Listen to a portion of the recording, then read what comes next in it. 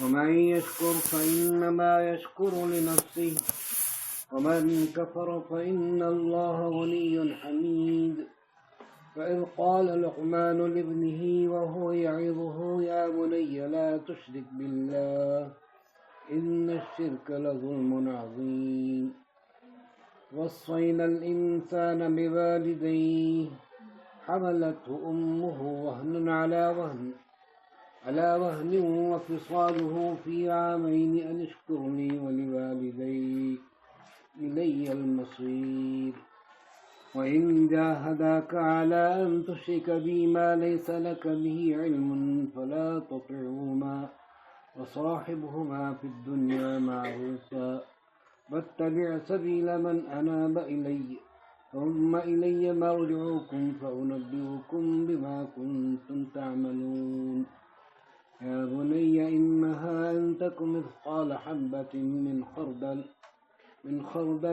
فتكن في صخرة أو في السماوات أو في الأرض يأت بها الله إن الله لطيف خبير يا بني أقم الصلاة وأمر بالمعروف وانه عن المنكر واصبر على ما أصابك إن ذلك من عزم الأمور ولا تصعر خدك للناس ولا تمش في الأرض مرحا إن الله لا يحب كل مختال فخور واقصد في مشيك واغضض من صوتك إن أنكر الأصوات لصوت الحمير صدق الله العظيم.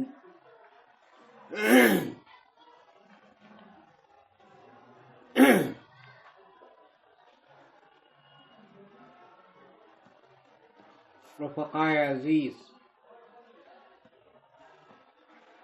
قابل قدر نوجوان ساتھیوں، راہ حق کے مجاہدوں،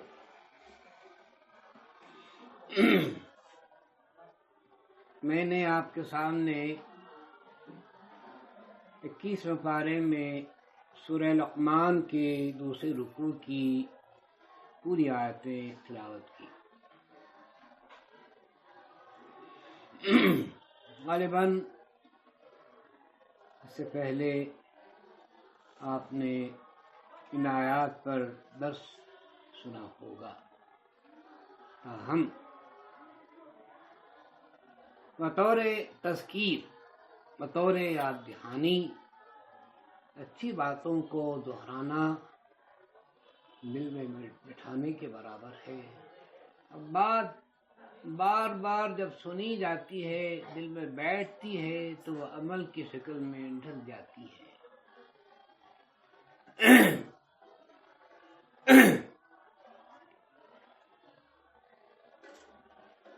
برادران عزیز، اس سورت کا نام سورہ لقمان ہے۔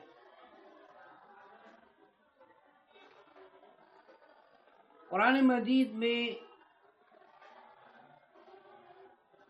مختلف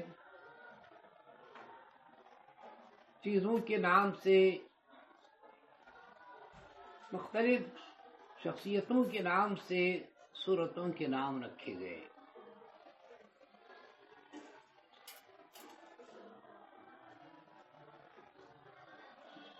اس سورت کا نام سورہ لقمان رکھا گیا۔ سب سے پہلے میں آپ کو بتا دوں کہ حضرت لقمان علیہ السلام کی شخصیت کیا تھی۔ قرآن و تاریخ کی روایتوں سے یہ بات معلوم ہوتی ہے کہ سرزمین عرب پر حضرت لقمان اپنے وقت کے دانا اور حکیم شخص تھے، عقل مند تھے، اور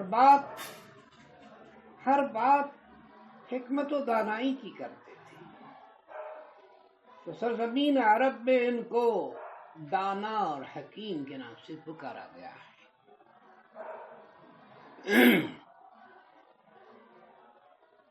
عرب کے شعراء کے کلام میں، اشعار میں لبید ہے، فرزدق ہے، امرؤ القیس ہے، عرب کے بڑے بڑے چوٹی کے شعراء کے کلام میں حضرت لقمان علیہ السلام کا ذکر بطور دانا اور حکیم کے آیا ہے۔ تاریخ اپنے محسنوں کو بھولتی نہیں ہے اور اپنے وقت کے بدنام لوگوں کو بھی بھولتی نہیں ہے۔ اچھوں کا بھی قرآن مجید ذکر کرتا ہے، بروں کا بھی قرآن مجید ذکر کرتا ہے۔ قرآن مجید انسانی تاریخ کا ایک آئینہ ہے، انسانی تاریخ کا آئینہ ہے۔ اس آئینے میں ہم اچھوں کا بھی ذکر ہم پڑھتے ہیں، اچھوں کی بھی سیرت دیکھتے ہیں، بروں کی سیرت بھی دیکھتے ہیں۔ خدا کے فرمانبرداروں کا بھی ذکر ہم اس میں پڑھتے ہیں، نافرمانوں کا ذکر بھی اس میں پڑھتے ہیں۔ جس وقت سے پہلا انسان دنیا میں آدم کی شکل میں آیا، اس وقت سے لے کر نبی کریم صلی اللہ علیہ وسلم کی زندگی تک تمام اچھے بروں کا ذکر قرآن مجید میں آتا ہے۔ قرآن مجید اپنے بندوں، اپنے فرمانبردار بندوں کے لیے کیا کچھ مختصر ہونے کے باوجود بھی اللہ کی نصرت، معونت، مدد ان کے ساتھ شامل حال رہی، اس کا بھی ذکر کیا۔ اور خدا کی نافرمان ان کے پاس ساری دنیا کی دولت ہونے کے باوجود، لاؤ لشکر ہونے کے باوجود، تخت و تاج ہونے کے باوجود بھی ناکام و نامراد رہے۔ یہ اس نے پیش کیا۔ اہل ایمان کو وہ تسلی، تشفی دیتا ہے، تم خود کو کمزور نہ سمجھو، تم کمزوروں کے پیچھے، تم حق پرست ہو، حق کے لیے اٹھے ہو، جیتے ہو، حق میں تمہارے پیچھے ہوں۔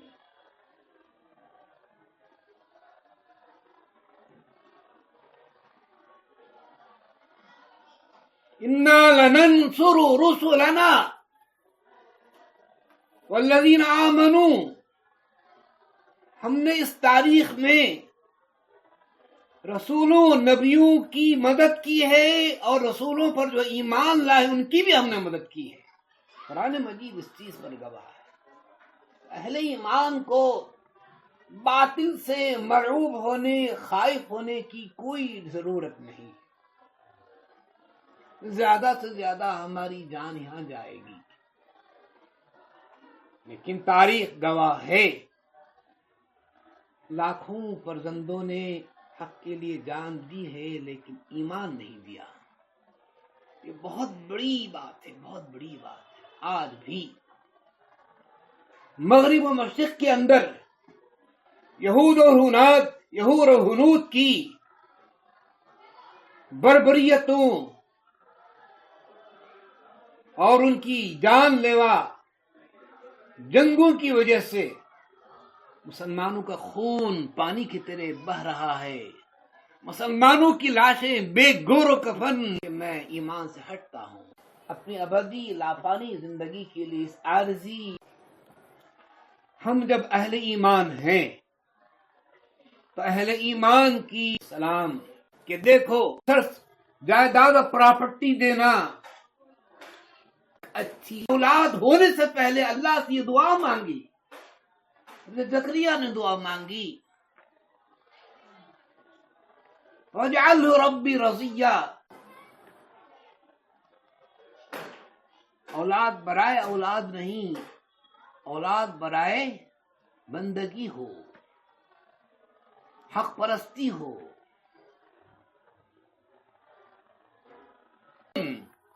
اور ان سے متاثر نسل انسان مسلمانوں کی نسل جو قرآن اور حدیث سے، اسلام سے دور ہو رہی ہے، موجودہ فضاؤں میں اڑنے کے لیے، سمندر میں تیرنے کے لیے اپنا خون جگر دیتا ہے، ان کو پڑھاتا لکھاتا ہے۔ لیکن اس پوری تعلیم میں کہیں بھی اللہ کا نام نہیں آتا، اللہ کا نام نہیں آتا، اس میں رب نہیں آتا۔ قرآن نے سب سے پہلی وحی جو نازل کیا وہ اقرأ باسم ربک کا کہا، پڑھو اپنے رب کے نام سے پڑھو۔ یہ دنیا میں سب سے پہلا مذہب ہے اسلام، جس نے دنیا کو علم سیکھنے کا اعلان کیا۔ کسی اور مذہب نے علم حاصل کرنے کی ترغیب نہیں کی، اعلان نہیں کیا، یہ پہلا اسلام تھا۔ مسلمان وہ قوم ہے جو بکریوں، چوپایوں، جانوروں کی طرح گرتی نہیں ہے، یہ ہر کام سوچ سمجھ کر زندگی کرتی ہے، سوچ سمجھ کر ایمان لاتی ہے، سوچ سمجھ کر اس پر قائم و دائم رہتی ہے، ایمان کو اپنے دل میں بٹھاتی ہے۔ لب خروا علیہ صما وعمیانا، گنگوں بہروں کی طرح قرآن مجید کو سنتی پڑھتی نہیں ہے، بلکہ عقل و شعور کے ساتھ، دانائی کے ساتھ قرآن مجید کا درس ایک دس برائے دس نہ ہو، دس برائے انقلابی زندگی ہو، دس برائے انقلابی زندگی ہو، بدلنے کے لیے ہو، بدلے اپنے خاندان کو، گھر کو بدلے، زندگی کو بدلے۔ تو عزیزو، حضرت تو ماں باپ اولاد کو لاکھوں روپے خرچ کر کے پڑھاتے ہیں۔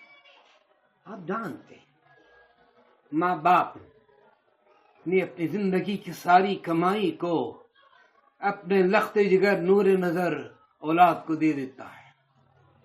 ماں اور باپ کا جب انتقال ہوتا ہے، ماں اور باپ کی آنکھیں جب بند ہوتی ہیں، ماں اور باپ پر جب سکرات کی کیفیت عالم طاری ہوتا ہے، موت، ماں اور باپ بستر مرگ پر ایڑیاں رگڑتے ہیں، اس وقت پر ماں اور باپ کی قربانیاں بچوں کو یاد نہیں آتی، یاد نہیں آتی۔ ماں باپ نے جو قربانیاں دیں، اولاد اپنے باپ کو قربانیاں نہیں دیتی۔ ماں کے قریب، باپ کے قریب بیٹھ کر اس کی خدمت کر کے دعائیں لینا نہیں چاہتی۔ کیوں؟ اس لیے کہ ان کو جو تعلیم تم نے دی، تم نے جو دی، روٹی کے دو ٹکڑوں کے لیے، کھانے کے دو لقموں کے لیے، 2 گز زمین کے لیے، 2 اینٹ کی دیوار کے گھر کے لیے آپ نے دی۔ ایک بہترین انسان اس کو بنا نہ سکے، بہترین حضرت ابراہیم، حضرت یعقوب علیہ السلام، جن کے پورے بچے انبیاء، یوسف ان کے بیٹے، اپنے بچوں کو، یعقوب نے، باپ نے اپنے بچوں کو بلایا۔ جب موت، حضرت یعقوب پر موت آئی، سکرات کی کیفیت طاری ہوئی، موت کھڑی مسکرا رہی ہے، اپنے بچوں کو یعقوب نے بلایا۔ ان کنتم شہداء اذ حضر یعقوب الموت، موت جب یعقوب کے پاس آئے، آؤ ما تعبدون من بعدی، میری زندگی تک تم ایک خدا واحد کی عبادت و پرستش کرتے تھے، میری موت کے بعد، میری موت مجھے آنے والی ہے، میں اللہ سے ملنے والا ہوں، میرے بعد تم کس کی عبادت کرو گے، کس کے اصول و قانون پہ چلو گے، بتاؤ۔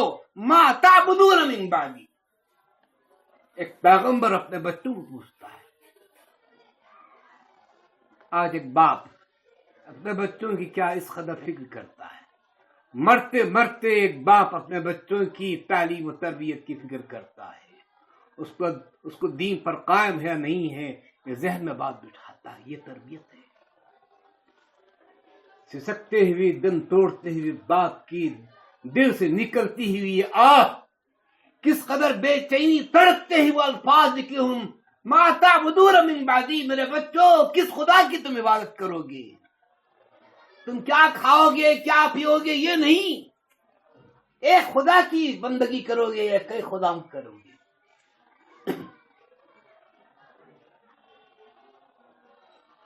عزیزو، حضرت یعقوب نے اپنے بچوں کو یہ تربیت، یہ نصیحت کی، یہ وصیت کی، بیٹوں نے کہا نعبد الہک و الہ آبائک ابراہیم و اسحاق و یعقوب، ہم آپ کے خدا کی، یعقوب کے خدا کی، فلاں نبی کے خدا کی عبادت کریں گے۔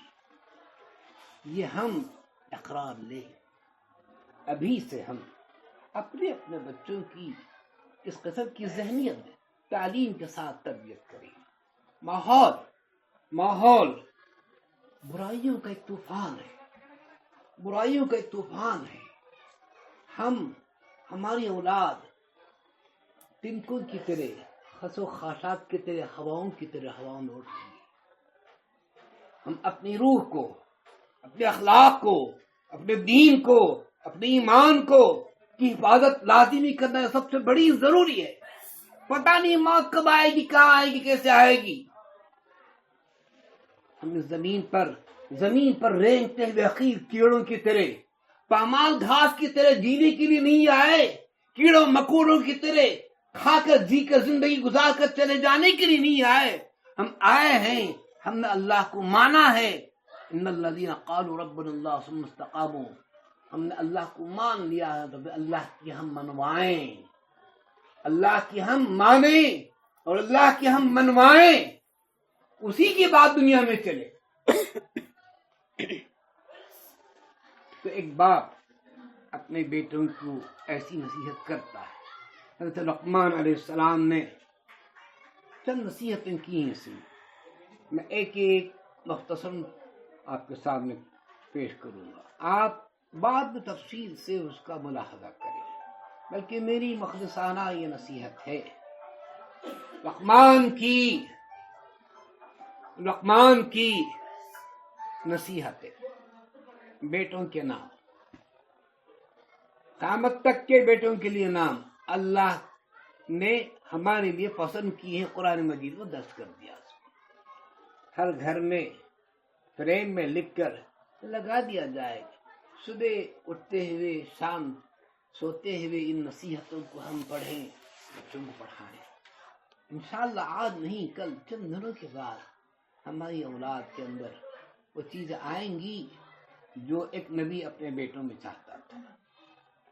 تو حضرت لقمان علیہ السلام نے سب سے پہلے اپنے بیٹے سے یہ کہا، یا بنی لا تشرک باللہ، نصیحت کرتا ہے، یا بنی لا تشرک باللہ، میرے بیٹے اللہ کی ذات کے ساتھ شرک نہ کرو۔ شرک کا مطلب ہے اللہ کے برابر کسی کو لا کے کھڑا کرنا، اللہ کے ہمسر کر دینا۔ جس طرح دنیا کے اندر اللہ کے مقابلے میں سینکڑوں خداؤں کو انہوں نے خدا مان لیا۔ آپ جانتے ہیں نبی کریم صلی اللہ علیہ وسلم نے مکی میں جب بحیثیت داعی آنکھیں کھولی، دعوت کا کام شروع کیا، تو اس وقت پر حرم کعبہ کے اندر 360 بت تھے، 360 بت تھے۔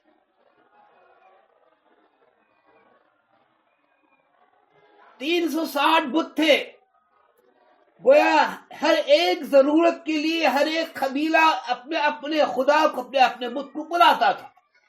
کوئی لات ہے، کوئی منات ہے، کہیں عزا ہے، کہیں یعوق ہے، کہیں نصر ہے، کہیں یغوث ہے، مختلف ناموں کے خدا ہیں۔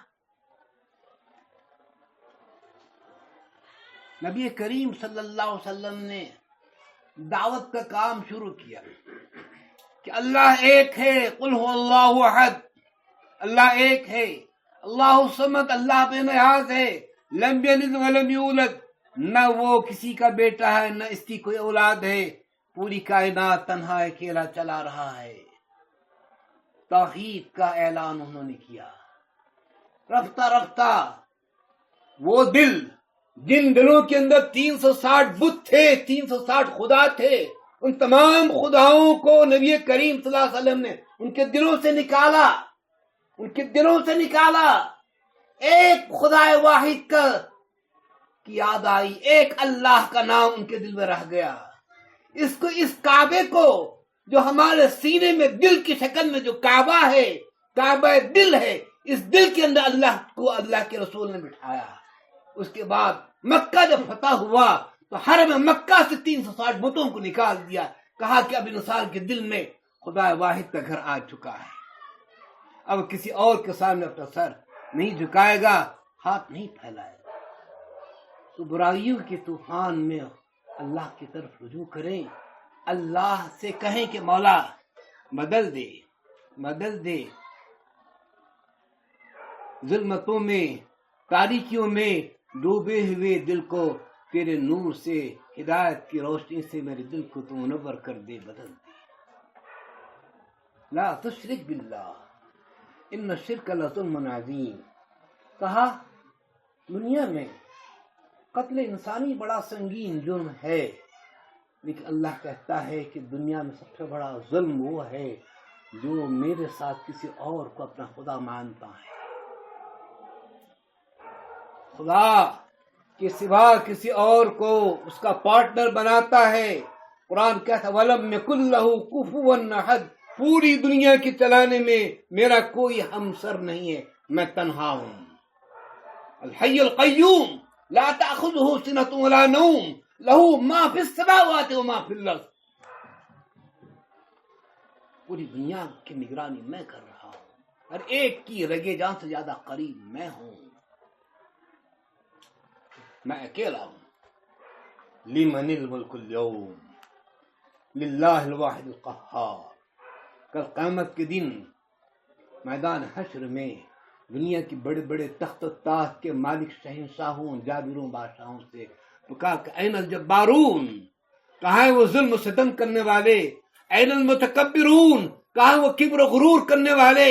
کہاں وہ تخت و تاج کے مالک کہاں ہیں جو انا ربکم الاعلی کا دعویٰ کرتے تھے؟ فرعون کا، نمرود کا، شداد کا، حامان کا ہے۔ کہیں گے لمن الملک اليوم، بتاؤ کون ہے تمہارا خدا؟ تو عزیزو، یہ چیز ہمارے ذہن میں، ہمیں جو بھی اچھا ہوتا ہے یہ ہمارے مالک کی مرضی ہے، ہمیں تکلیف پہنچتی ہے، ایک مومن کی زندگی میں ایمان کی ایک آزمائش ہے، آزمائش ہے۔ یہ نہ کہو کہ ایمان لانے کی وجہ سے ہم کو یہ تکلیف آئی ہے، نہیں، یہ کافرانہ سوچ ہے، یہ منافقانہ سوچ ہے۔ وَمِنَ النَّاسِ مَن يَعْبُدُ اللَّهَ عَلَىٰ حَرْفٍ، منافق یہ سوچتے ہیں جب کوئی تکلیف ہوتی ہے تو کہتے ہیں کہ اللہ کی جانب سے تکلیف آ رہی ہے، جب کوئی راحت آتی ہے تو کہتے ہیں ہماری جانب سے ہو رہی ہے۔ اور پھر سورہ بقرہ کی دوسرے رکوع میں وَإِذَا قِيلَ لَهُمْ آمِنُوا كَمَا آمَنَ النَّاسُ قَالُوا أَنُؤْمِنُ كَمَا آمَنَ السُّفَهَاءُ، اللہ کے نیک مخلص بندے جب ان سے کہتے ہیں کہ ہم نے جس طرح خود اس دل سے ایمان لایا تم بھی ایمان لاؤ، تو منافقین کہتے ہیں کیا تمہاری بیوقوفوں کی طرح ہم بھی ایمان لائے؟ تم لوگ بیوقوف ہو۔ تو سچے پکی اچھے مسلمان مومن دنیا داروں، دنیا پرستوں کی نگاہوں میں بیوقوف اور ایڈیٹ ہے۔ گھبرانے کوئی بات نہیں، میرے اور آپ کے آقا داعی حق، داعی اعظم، نبی اکرم، صادق امین، حضور پر نور صلی اللہ علیہ وسلم کو اہل مکہ نے کہا دیوانہ ہے، دیوانہ ہے، مجنون ہے۔ اللہ نے کہا وما صاحبکم بمجنون، تمہارا یہ صاحب دیوانہ نہیں ہے، ولا بقول کاہن، یہ نجومی نہیں ہے، یہ شاعر نہیں ہے، یہ ساحر نہیں ہے، تم جو کچھ کہتے ہو غلط ہے، یہ اصل میں تمہاری چلتی نہیں ہے، حق کے سامنے باطل کی چلتی نہیں، چلتی نہیں۔ آج بھی اس دور میں حق کو بدنام کرنے، حق پرستوں کو برباد کرنے کی عالمی سطح پر یہ سازشیں کوششیں ہو رہی ہیں۔ یہ ہمارا امتحان ہے، امتحان میں ہمارے ایمان کے سچے پکے ہونے کا امتحان ہے۔ ان الشرک لظلم عظیم، یہ پہلی نصیحت ہے ایک بیٹے کو۔ ہم اپنے آپ میں سے جن کو بھی اولاد ہے یہ پہلی نصیحت کرے، اب بیٹے اللہ ہمارا خالق ہے، اللہ ہی ہمارا مالک ہے، اللہ ہی ہمارا رازق ہے، اللہ ہی ہمارا حاکم ہے، پوری دنیا اسی کے حکم پہ چلتی ہے۔ یہ بات ذہن میں ان کو بٹھائیں، یہ بات ان کو ذہن میں بٹھائیں، پکا معاہد بنائیں۔ یہ پہلی نصیحت. دوسری نصیحت اللہ کے برگزیدہ پیغمبر لقمان نے کہا میرے حق کے بعد تمہارے ماں باپ کا حق. قرآن مجید میں 17 مقامات پر اللہ نے اپنے حق کے بعد ماں اور باپ کا حق بتایا. وَوَصَّيْنَا الْإِنسَانَ بِوَالِدَيْهِ، ہم انسان کو وصیت کرتے ہیں، نصیحت کرتے ہیں. کس کی؟ تمہارے والدین کے ساتھ اچھا سلوک کرنے کی. یہاں صرف کہا گیا ہم والدین کے ساتھ حسن سلوک کی وصیت کرتے ہیں. ایک دوسری جگہ اللہ نے کہا وَوَصَّيْنَا الْإِنسَانَ بِوَالِدَيْهِ إِحْسَانًا، احسان کرو. احسان کیا ہے؟ کسی کو اس کے حق سے زیادہ دینا احسان ہے. ماں نے اپنے خون کو دودھ بنا کر بچوں کو پالا پرورش کیا، راتوں کی نیند کو، دن کے چین کو قربان کیا، اپنے ہر عیش و آرام کو اولاد کی قربانی کے لیے، اس کی زندگی کے لیے تج دیا. ماں باپ کو چاہیے کہ اولاد کو سمجھائیں ہم نے تمہارے ساتھ یہ کیا ہے، تم ہمارے ساتھ ایسے ہی سلوک کرو. ایک صحابی نے اپنی ماں کو اپنے کندھوں پر بٹھایا، حرم کعبہ کا طواف کروایا، مینا لے گیا، عرفات لے گیا، مزدلفہ لے گیا. پورے حج کے ارکان مناسک ادا کرنے کے بعد نبی کریم صلی اللہ علیہ وسلم سے پوچھا یا رسول اللہ میں نے اپنی ماں کے ساتھ یہ اور یہ کیا، کیا میں نے اپنی ماں کا حق ادا کیا؟ تو نبی کریم صلی اللہ علیہ وسلم نے فرمایا کہ نہیں. وہ ایک چیخ، جس وقت تم پیدا ہوئے تھے اس وقت تمہاری ماں کو جو تکلیف ہوئی، زندگی اور موت کی کشمکش میں مبتلا ہو کر تمہیں جنم دیا، پیدا کیا، اس ایک رات کا، اس ایک گھڑی کا وہ احسان تم ادا نہیں کر سکتے. ماں ہوتی ہے، ماں ہوتی ہے، وہ بے لوث ہوتی ہے، سچی محبت کرنے والی ہوتی ہے. اللہ کے بعد اس دنیا میں سب سے زیادہ رحم کرنے والا والی ذات وہ صرف ماں ہوتی ہے. ماں کی قدر کیجیے. نبی کریم صلی اللہ علیہ وسلم نے فرمایا ہما جنتک و نارک، یہ ماں اور باپ تمہاری جنت بھی ہیں، تمہاری دوزخ بھی ہیں. اگر تم نے ان کی خدمت کی دعائیں ملیں گی تو جنت ملے گی. اگر تم نے ان کا دل دکھایا تو پھر خدا ناراض ہوگا تو پھر جہنم میں ڈالا جائے. جنت کہاں ہے؟ گھر ہی میں ہے. دوزخ کہاں ہے؟ گھر ہی میں ہے. آج کی تعلیم، آج کی یہ ماڈرن تعلیم، آج کی یہ مادی تعلیم، آج کی مغربی تعلیم انسان کو ایسی تعلیم نہیں دیتی جس کے اندر روح اخلاق اچھے ہوں.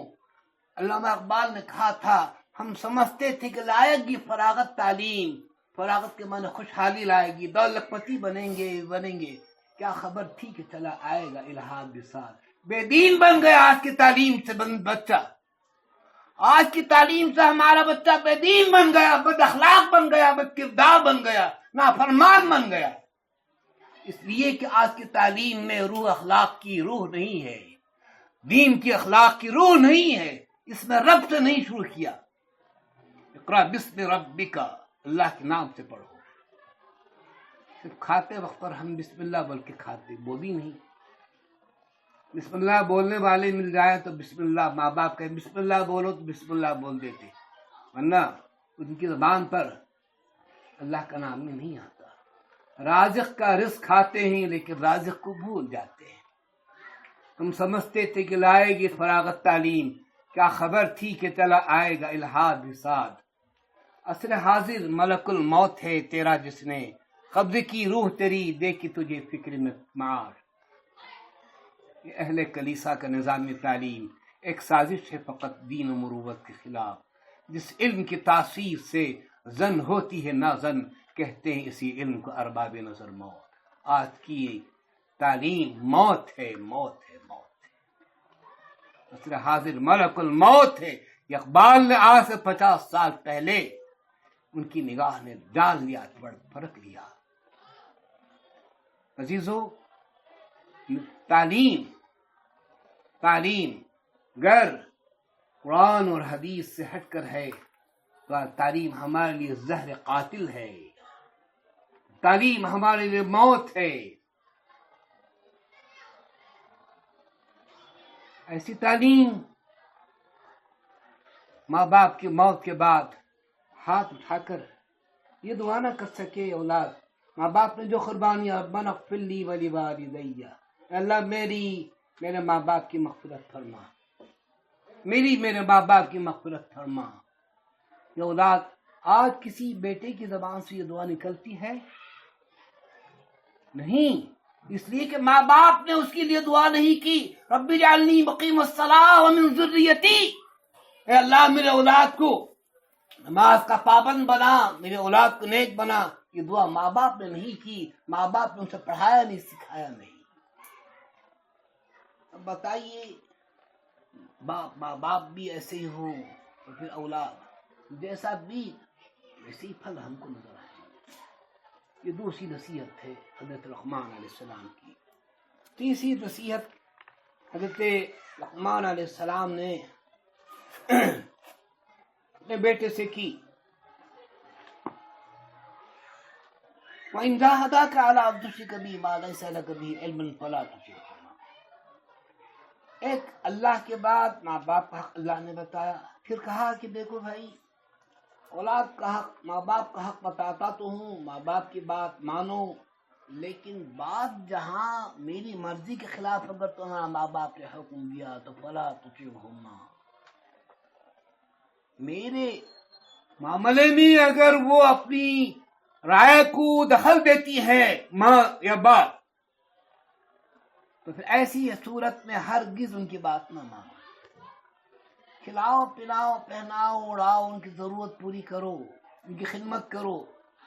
انسانی حیثیت سے، اخلاقی حیثیت سے ماں باپ کی، مشرک ماں باپ کی خدمت کیجیے، یہ اسلام اخلاق سکھاتا ہے. لیکن ان کے عقائد، ان کے نظریات، ان کی تعلیم و تربیت ہمیں منظور نہیں ہے.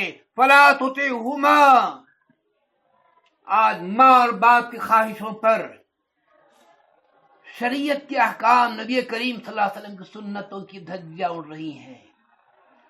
ہماری زندگی کے گھروں میں، گھر کے معاملات میں، شادی بیاہ میں، ہر معاملے میں ہم اپنے ماں باپ کی بات سنتے ہیں، اللہ اس کے رسول کی بات کو ہم ٹھکرا دیتے ہیں. یہ بھی تو شرک ہے، یہ بھی تو شرک ہے. چوتھی نصیحت ہے. پانچویں نصیحت اللہ نے کہا بیٹے تم جو بھی نیکی کرو گے یا برائی کرو گے، تم پہاڑوں کے غاروں میں چھپ کر کرو گے، جنگلوں کے جھڑوں میں چھپ کر کرو گے، اندھیروں میں کرو گے، بند کمروں میں کرو گے، لوگوں کی نگاہوں سے چھپ کر کرو گے، لیکن اللہ کی نگاہ سے چھپ نہیں سکتے.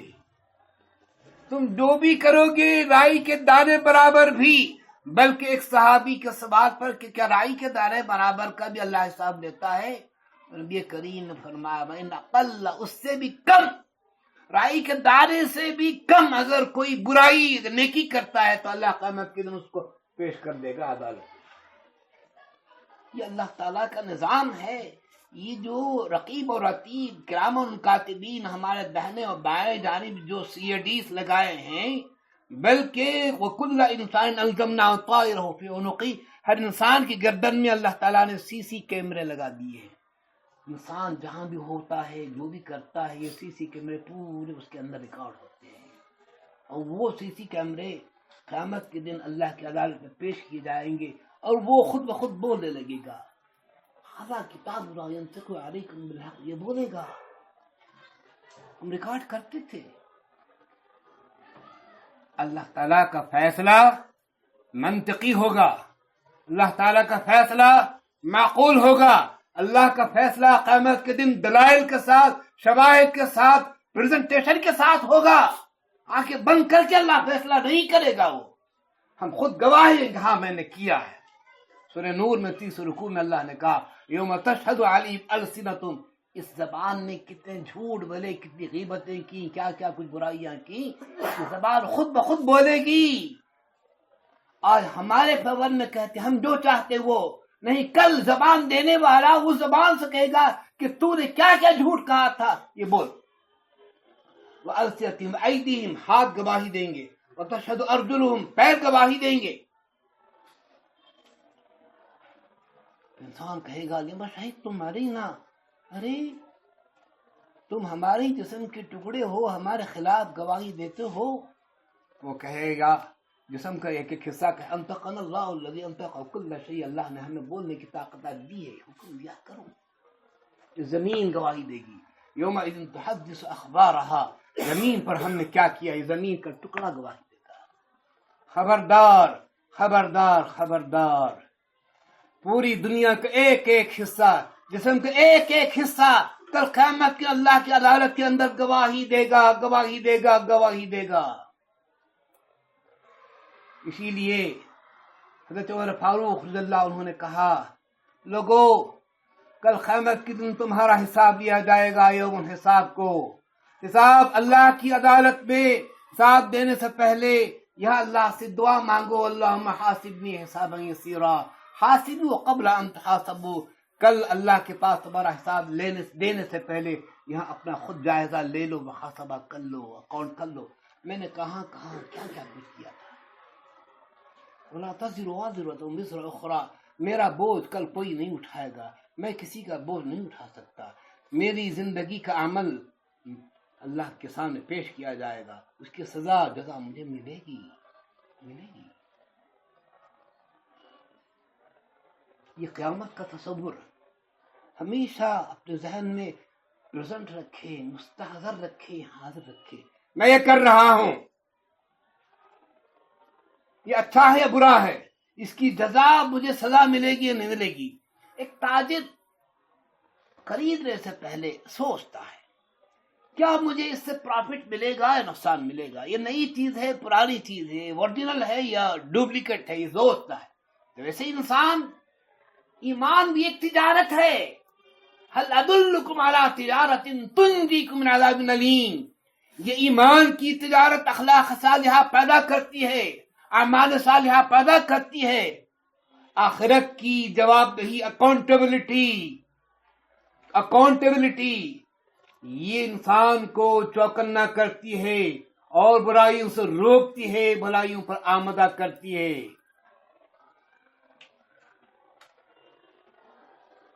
یہ پانچویں نصیحت ہے، بچوں سے کہیں کہ بیٹے ابا سے ڈر کر نہیں، امی سے ڈر کر نہیں، اللہ سے ڈر کر تمہیں نیکیوں سے، برائیوں سے بچنا ہوگا، بچنا ہوگا، بری صحبتوں سے بچنا ہوگا، بری صحبتوں سے بچنا ہوگا۔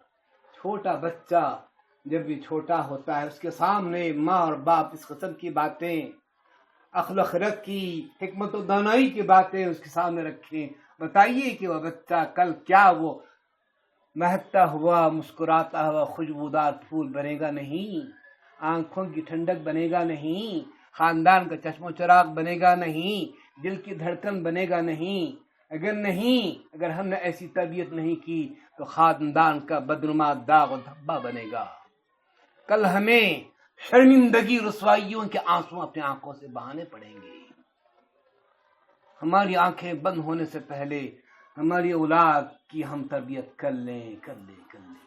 اس لیے کہ کل قیامت کے دن ہماری اولاد کی تعلیم و تربیت کے بارے میں ہم سے پوچھا جائے گا، میں نے تمہیں اولاد کی شکل میں ایک بہترین امانت دی تھی، ایک پتھر دیا تھا، تم نے اس کو راستے کی ٹھوکروں میں ڈال دیا، اس کو تراش کر ایک بہترین سبکدار اور صورت بتانے والا آئینہ نہیں بنایا۔ آج سنگ تراش پتھروں کو چھیل کر صاف کر کے ایسا پاک کرتے ہیں کہ اپنی صورت دیکھتا ہے۔ کیا ہم انسان اپنے بچوں کو، ان کی روح اخلاق کو پاک صاف کر کے ایسے آئینہ نہیں بنا سکتے؟ ہم جہاں ہماری کوششیں کوئی کاوشوں ہوں گی وہاں ان کے لیے دعا بھی کریں، وہاں نیک پاک متقی پرہیزگاروں کی صحبت میں بھی ان کو بٹھائیں۔ یہ پانچویں نصیحت ہے، ہو گیا۔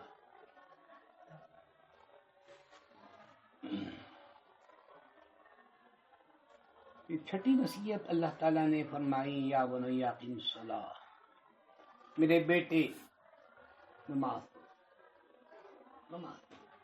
جمعہ کی نماز انگلی پکڑ کے لے جاتے ہیں، عید کی نماز میں نئے کپڑے پہنا کر، نئے جوڑے پہنا کر عیدگاہ کو لے جاتے ہیں. جی یہ حال ہے ہماری تربیت کا، ہمارے گھر کا ماحول ایسا. عزیزو، ابھی آپ کی گودوں میں، آپ کی زندگی کے چمن میں ابھی وہ لالا و گل ابھی کھلے نہیں ہیں. ابھی آپ کے آنگن میں وہ پھول کھلے نہیں، کلیاں چٹکی نہیں ہیں. اس سے پہلے کہ آپ کے آنگن میں پھول کھلے، اپنے ذہن کو، اپنے اولاد کی اچھی سے اچھی اسلامی رنگ میں ڈھنگ میں تربیت کرنے کی سوچیں اور ان کے سامنے اچھے نمونے پیش کریں، اچھی بزرگوں کی، اللہ والوں کی، انبیاء کرام کی، قرآن مجید کی نصیحتیں سنائیں. دیکھو بیٹے، دیکھو بیٹے، دیکھو گھر کا ماحول خود بنائیں. ماحول بہت برا ہے. اقیم الصلاۃ، نماز قائم کرو. نماز دراصل اللہ سے ملاقات کا دوسرا نام ہے، اللہ سے قریب ہونے کا ایک بہترین ذریعہ ہے. واسجد واقترب، نماز پڑھو اللہ کے قریب ہو جاؤ. سجدہ جب بندہ کرتا ہے، اپنے سر کو خدا کے در پہ جھکاتا ہے، تو یوں محسوس کیجئے کہ میں نے اپنے رب کے، اپنے مولا کی گود میں اپنے سر کو میں نے ڈال دیا ہے. اپنے سر کو سجدے پہ ڈال کر مانگیے.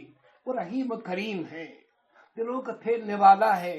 ہمیں بھی ٹھیک کرے گا، ہمیں اولاد بھی ٹھیک کرے گا، ہمیں سکون دے دے گا، ہم کو سب کچھ دے گا. اللہ سے سکون مانگیے، اطمینان مانگیے. دنیا کی ساری دولتیں مل سکتی ہیں، لیکن سکون محنت سے نہیں، اللہ سے مانگنے سے ملتی ہے. الا بذکر اللہ تطمئن القلوب، اللہ کی یاد سے، اللہ کے احکام پر چلنے سے ہمیں سکون ملتا ہے. یہ چند باتیں بنیادی طور پر غالباً آپ نے پہلے بھی سنی ہوں گی، اور چند باتیں ہیں انشاءاللہ آئندہ ہفتے اگر کسی اور جگہ نہ ہو تو پھر میں آپ کے یہاں آؤں گا، اور ان باتوں کو میں مکمل کر کے آپ کو بتاؤں گا کہ ایک باپ ہونے کی حیثیت سے اولاد کی تعلیم و تربیت کس طرح کی جاتی ہے. اور خدا کی پسندیدہ نصیحتیں تھیں، اس لیے اللہ نے اس نیک پاک دانا اور حکیم کی نصیحتوں کو اپنے کلام پاک کے اندر قیامت تک کے لیے درج کر دیا.